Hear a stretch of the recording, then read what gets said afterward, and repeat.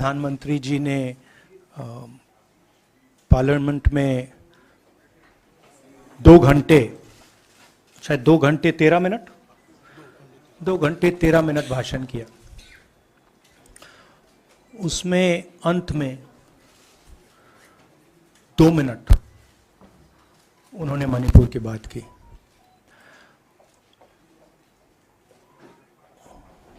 मणिपुर में महीनों से आग लगी हुई है, लोग मारे जा रहे हैं, बलात्कार हो रहा है, बच्चों को मारा जा रहा है। और अगर आपने देखा होगा कल, तो प्रधानमंत्री हंस हंस के बोल रहे थे, मुस्कुरा रहे थे, जोक्स क्रैक कर रहे थे, हंस रहे थे। ये उनको शोभा नहीं देता है। हिंदुस्तान का प्रधानमंत्री, अगर इस देश में हिंसा हो रही है, दर्द हो रहा है, हिंदुस्तान के प्रधानमंत्री को 2 घंटे मजाक नहीं उड़ाना चाहिए। विषय कांग्रेस नहीं था, विषय मैं नहीं था, विषय मणिपुर है। मणिपुर में क्या हो रहा है और उसको एकदम क्यों नहीं रोका जा रहा है, ये विषय है। मैं आपको अपना एक्सपीरियंस देता हूं, जो मैंने शायद अभी तक बोला नहीं, शायद पहले बोल देना था। मैं अब तकरीबन 19 साल से राजनीति में हूं और मैं हर स्टेट में गया हूं। बाढ़ आए, तूफान आए, सुनामी आई थी, हिंसा होती है, हम जाते हैं। 19 साल के एक्सपीरियंस में जो मैंने मणिपुर में देखा और सुना, वो मैंने कभी पहले नहीं सुना था। मैंने पार्लियामेंट में बोला कि प्रधानमंत्री जी ने, अमित शाह जी ने भारत माता की हत्या की है, मणिपुर में भारत को खत्म कर दिया है। मैंने ऐसे नहीं बोला था, ये खोखले शब्द नहीं है। मैं आपको समझाता हूं मैंने ये बात बोली क्यों। जब हम मणिपुर पहुंचे, हम लैंड किए, हमें मणिपुर में दौरा करना था। जब हम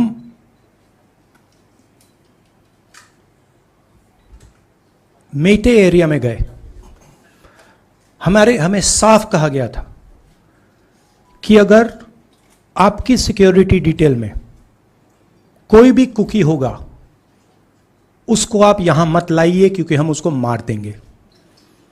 और जब हम कुकी के एरिया में गए, हमें कहा गया अगर कोई मेथे आपकी सिक्योरिटी डिटेल में होगा, उसको आप मत लाइए, उसको हम गोली मार देंगे।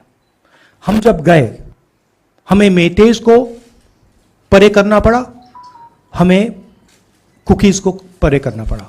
मतलब एक स्टेट नहीं है, आज 2 स्टेट है। स्टेट की हत्या कर दी गई है और उसको चीर दिया गया है।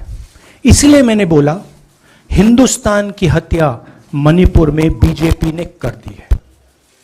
और जब मैंने कल प्रधानमंत्री को देखा हंसते हुए, मजाक उड़ाते हुए, मैं समझ नहीं पा रहा था कि हिंदुस्तान का प्रधानमंत्री इस प्रकार से कैसे बोल सकता है। प्रधानमंत्री को यह पता नहीं लग रहा है कि हमारे देश में क्या हो रहा है। छोड़िए, नहीं जाना चाहते हैं, उसके भी कारण हैं, शायद मैं बता नहीं सकता हूं आपको, उसके कारण हैं। मगर अगर जा नहीं सकते हैं तो मणिपुर के बारे में बोले तो। हिंदुस्तान की आर्मी, आप सब जानते हो, सेना को आप जानते हो, जो मणिपुर में हो रहा है, हिंदुस्तान की सेना उसको 2 दिन में रोक सकती है। 3 दिन नहीं लगेंगे। अगर हिंदुस्तान की आर्मी को कहा गया कि यह तमाशा बंद करो, 2 दिन में यह तमाशा, ड्रामा बंद हो जाएगा। प्रधानमंत्री मणिपुर को जलाना चाहते हैं, आग बुझाना नहीं चाहते हैं। यह है सच्चाई। अब आप अपने सवाल पूछिए. Would you like me to say it in English? Huh? I watched the Prime Minister of India yesterday speaking for 2 hours, laughing, joking, लगावing naras in the parliament. The Prime Minister would say one line and the entire BJP would shout another nara. You know, the Prime Minister seems to have forgotten that the state of Manipur is on fire and has been on fire for 4 months.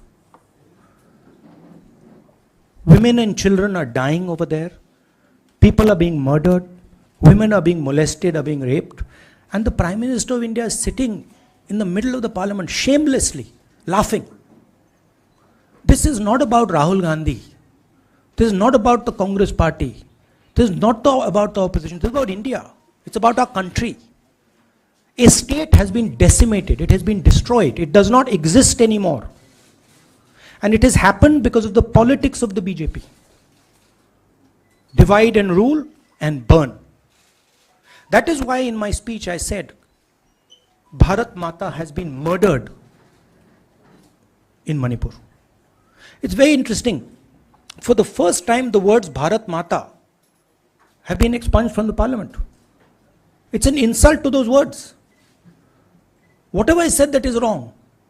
I have said Bharat Mata, which is an idea, which is the idea of India, where everybody lives peacefully, harmoniously, with affection, has been killed in Manipur. It's a fact.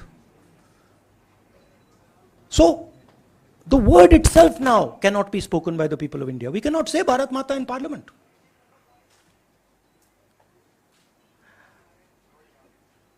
I want to tell you about my own personal experience of Manipur.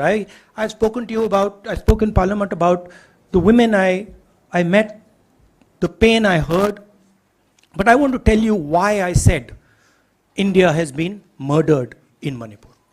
And I said it because Manipur no longer exists as a state.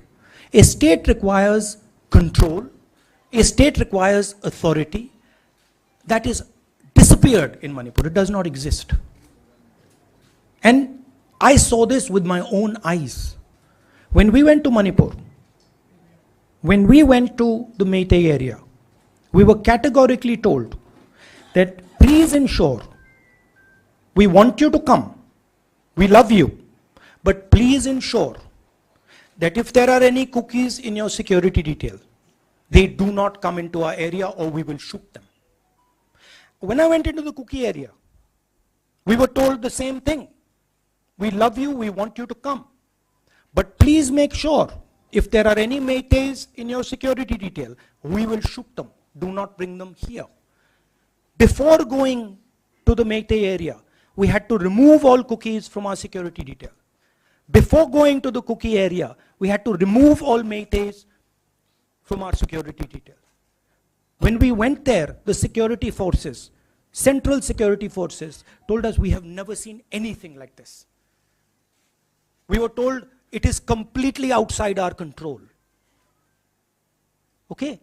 That is why I said Manipur has been murdered by the BJP and the idea of India has been murdered by the BJP in Manipur. I was not speaking metaphorically. I was speaking literally. Now, the Indian army, it will take the Indian army 2 days to put an end to the nonsense that is going on in Manipur. The Prime Minister refuses to stop the fire. He wants Manipur to burn. He allows Manipur to burn.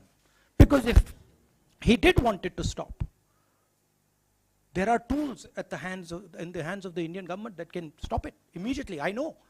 I have full faith in our army. I know.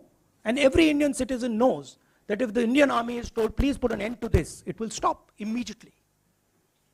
There are reasons for the PM not being able to go to Manipur. I'm aware of those reasons. I don't want to say them publicly. But there are clear reasons as to why the Prime Minister is not going there. That is why we wanted the Prime Minister to speak in Parliament. That is why we wanted Manipur to be on the agenda in Parliament. And what did the Prime Minister do? He ridiculed the state. He ridiculed the women of the state. He laughed at the women of the state. That's the truth. Now please ask your questions. Sanjeev, mic dena yaar. Finally, I just want to say one thing again in English. See, the Prime Minister, when he becomes Prime Minister, he ceases to be a politician. He becomes the representative of the voice of this country. His the politics should be put aside. And the Prime Minister should speak not as a petty politician, as the leader of a political party, but the Prime Minister should speak with the weight of the Indian people behind him. And it's tragic to watch Mr. Narendra Modi. It's sad, because the Prime Minister does not understand what he actually is. He is our representative. He's my representative. He's all our representative. And watching the Prime Minister spend 2 hours talking about the Congress, talking about the opposition, making ridiculous remarks about the name, this really does not do justice to an Indian Prime Minister. I've seen Prime Ministers from the Congress party, I've seen Prime Ministers from the BJP, I've seen Mr. Vajpayee, I've seen Mr. Dev Gowda. None of them have ever done this. There's a complete misunderstanding in the mind of Narendra Modi ji about what the Prime Minister of India is. Rahul ji, you wanted the Prime Minister to speak in Parliament, and now that he's spoken, and you've said that he wants Manipur to continue to burn. So what is the Congress Party's next step to retrieve Manipur and save it? The only conclusion I can draw, because the Prime Minister has tools in his hand that can stamp out the fire in Manipur certainly within 3 or 4 days. But for some reason he is refusing to use those tools. Right? The Prime Minister could at least go to Manipur, talk to the communities, and say, I'm your Prime Minister. Let's start talking. It will be taken seriously. So I don't see any intention. Rahul ji कल ये भी प्रधानमंत्री ने अपने भाषण में कहा कि 2018 में ये लेके आए थे, 2023 में विश्वास प्रस्ताव लेके आए और 2023 में भी लाएंगे। तो एक तरीके से उन्होंने साफ तौर पर ये कह दिया कि हमारी सरकार अगली बार भी बन रही है। एक पॉलिटिकल बात भी उन्होंने कही। तो आप उनके पूरे भाषण को आप ये कह रहे हैं कि वो पॉलिटिकल भाषण ज़्यादा था, मणिपुर पे बात बहुत कम थी, तो इसको कैसे देखते हैं? नहीं, भाषण हिंदुस्तान के बारे में नहीं था, भाषण नरेंद्र मोदी जी के बारे में था। वो अपनी राय, अपनी राजनीति, अपने एम्बिशंस वो आपको दे रहे थे। सवाल ये नहीं है कि नरेंद्र मोदी जी 24 में प्रधानमंत्री बनेंगे या नहीं। सवाल ये है कि मणिपुर जल रहा है, महिलाओं का बलात्कार हो रहा है, लोग मारे जा रहे हैं। सवाल ये है, अगर ये प्रधानमंत्री कहना चाहते हैं तो ये पब्लिक मीटिंग में कहें। मजाक बनाना चाहते हैं तो जब मणिपुर नहीं चल रहा है तो करें। बट प्रधानमंत्री को ये समझ आनी चाहिए, बात समझ आनी चाहिए कि पार्लियामेंट में जो चर्चा हो रही थी वो उनके बारे में नहीं थी, वो मणिपुर के बारे में थी। सर नमस्कार। कल प्रधानमंत्री ने बार बार कांग्रेस का नाम लिया और ये आरोप लगाया कि नॉर्थ ईस्ट और मणिपुर की सारी समस्याओं में कांग्रेस जिम्मेदार। आप क्या जवाब देंगे? नहीं, अभी मैंने बोला ना, वही तो जवाब है। मुझे प्रधानमंत्री को जवाब देने की जरूरत नहीं है। मैं सिर्फ ये कह रहा हूं कि एक स्टेट की हत्या की गई है, भारत माता की हत्या कर दी गई है मणिपुर में। भारत माता की हत्या मणिपुर में कर दी गई और प्रधानमंत्री लोकसभा में मजाक उड़ा रहे हैं, हंस रहे हैं, नारे लगवा रहे हैं। मुझे क्या जवाब देने की जरूरत है? राहुल विलास, मेरा सवाल ये, एक मिनट मोहित, ऑर्डर से please. Mr. Gandhi, you waxed eloquent. Rahul, आपने बोला कि प्रधानमंत्री ने बोला सदन में कि गृह मंत्री अमित शाह ने विस्तार से जवाब दे दिया। अमित शाह साहब ये कहते हैं कि मणिपुर के सीएम को हटाने की जरूरत इसलिए नहीं है क्योंकि उन्होंने हमारी पूरी बात सुनी और वो कभी भी कोई, हमने डीजीपी चेंज किया, डीजीपी चेंज कर दिया, उन्होंने जो भी प्रशासनिक व्यवस्था हम चेंज करना चाहते थे, इसलिए मणिपुर सीएम को हटाने की मणिपुर कोई सीएम, जरूरत नहीं। जब मैं मणिपुर गया, मणिपुर सीएम ने जो मणिपुर में हजारों वेपन्स जो लूटे गए, वो मणिपुर सीएम के नीचे ही हुआ। तो क्या अमित शाह चाहते थे कि ये हजारों वेपन्स लूटे जाएं?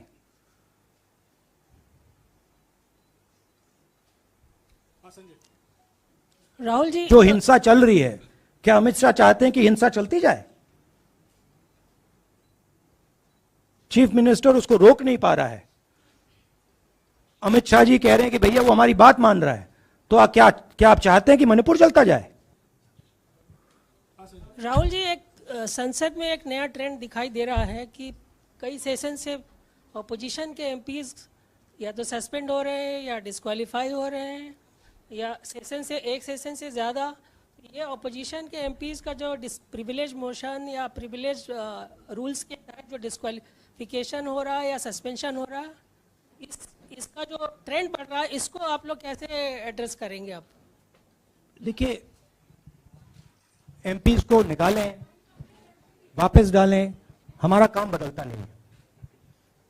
हमारा लक्ष्य जो मणिपुर में हो रहा है उसको रुकवाने का है। जो भी औजार हमारे हाथों में है, उस हिंसा को रुकवाने के लिए उनका हम प्रयोग कर रहे हैं और करेंगे।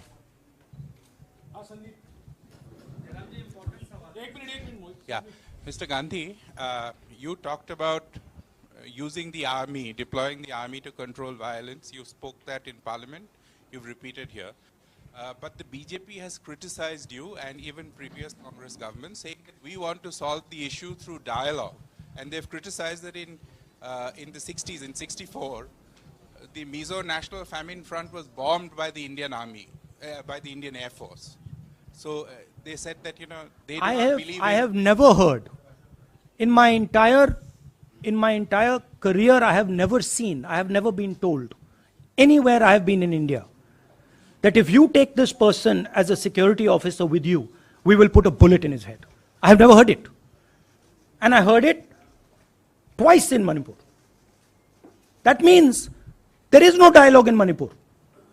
There is pure violence taking place in Manipur. The first step is to stop the violence, put an end to it.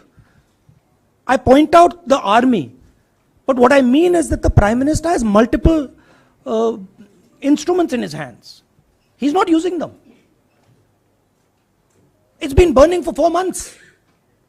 He's doing nothing and he's laughing. I'm amazed people can't see this. That he's sitting in Parliament and laughing. Jairam ji, Last question. Jairam जी, मोहित दुबे हूँ news nation से। आपने 37 minute का भाषण। जयराम जी, राहुल जी नहीं मतलब आप मुझसे जयराम कर रहे हैं या उनसे? जयराम कर रहे हैं आपसे।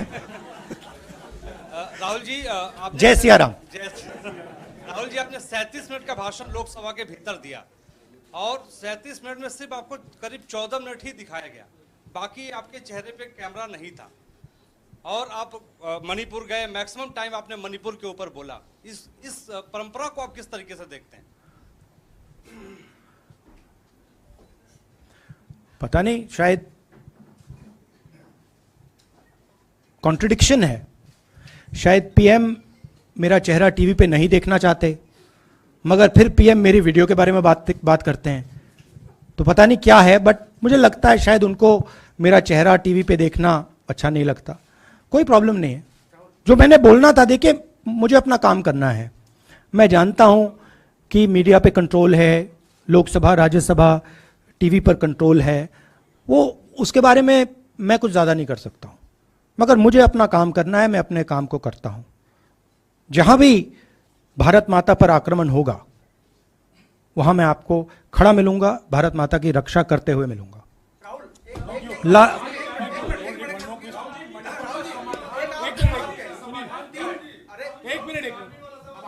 हाँ. Okay, last question, brother. The Supreme Court has already said what it has in terms of a constitutional breakdown, as well as now, you are asking for the army. Do you believe that Article 356 is the only way out? Or I'm not asking for anything. Please don't misunderstand. It is not my place to decide which tool the Prime Minister can use, which instrument he should use.